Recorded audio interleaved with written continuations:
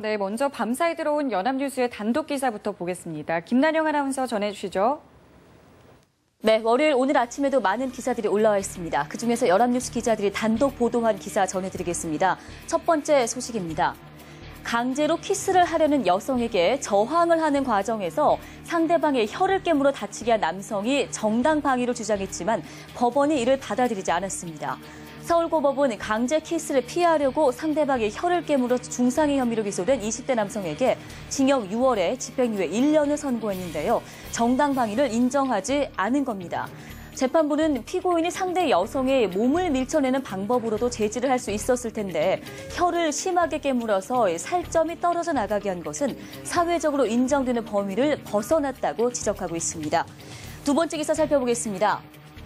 올해 물가 상승 폭을 반영한 실질 임금 상승률이 0%대에 그치면서 소비 부진에 따른 경기 침체 우려가 커지고 있습니다.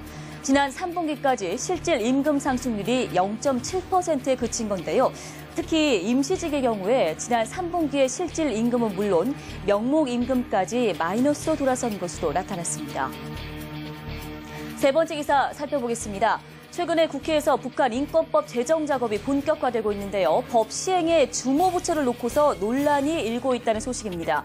새누리당 김영호 의원이 발의한 북한 인권법안은 주모부처를 통일부로 하고 있는데요. 그동안의 법안 제정에 목소리를 높였던 국가인권위원회가 이에 반발을 하고 있는 것으로 알려지고 있습니다. 마지막 네 번째 단독 기사 살펴보겠습니다. 정부가 지난 8월에 부동산 금융 규제를 완화한 이후에 은행 주택담보대출의 지역 판도가 크게 바뀌고 있는 것으로 나타났습니다.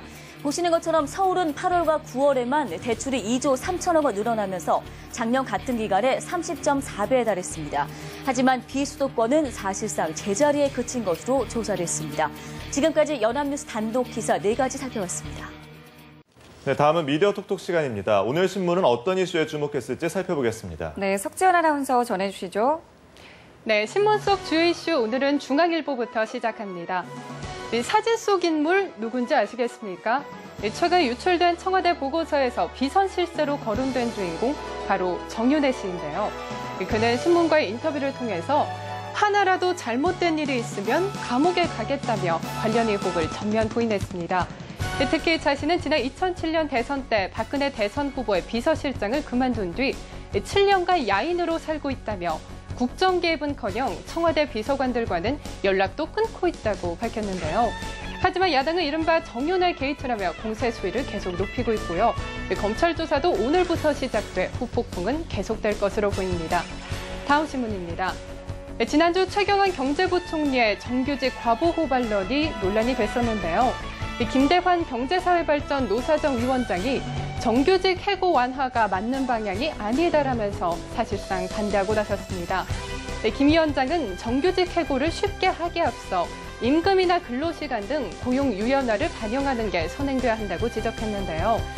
또 정부가 기간제 사용기한을 현행 2년에서 더 늘리는 방안을 검토하고 있는 것에 대해서도 부정적인 의견을 드러냈습니다. 다음 신문입니다. 남북한과 러시아 간 물류협력 사업인 나진 하산 프로젝트가 그 첫 결실을 맺었습니다. 사진을 보시면요. 러시아 시베리아에서 채굴한 석탄이 북한 나진항을 겹쳐 앞으로 경북 포항 앞바다에 들어오는 모습인데요.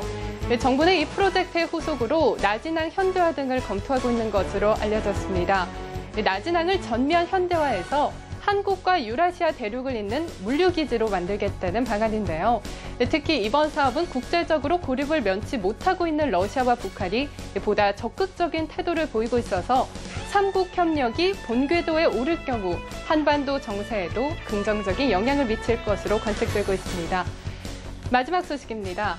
조선일보는 한국 스탠다드 차타드 은행이 1조 원이 넘는 배당금을 본사로 빼가려고 전방위적으로 로비를 시도했다는 내용을 일면에 실었는데요. 금융감독원이 최근 SC은행을 정기 검사하는 과정에서 확보한 내부 문건에 따르면요. 1조 1,620억 원의 배당금을 영국 본사에 송금하려는 계획을 세우고 또 올 4월부터 우리 정부와 금융권의 최고위층에게 어떻게 접근할지와 또 회유 수단까지 면밀하게 실행 계획까지 세우고 실제로 접촉하기도 했다는 겁니다. 금감원은 SC은행이 지난 3분기까지 114억 원 적자 상태에서 거액의 배당을 추진한 것이 과연 적법한지 면밀하게 검토하겠다고 밝혔습니다. 이상으로 오늘 주요 신문 1면 미디어톡톡에서 전해드렸습니다.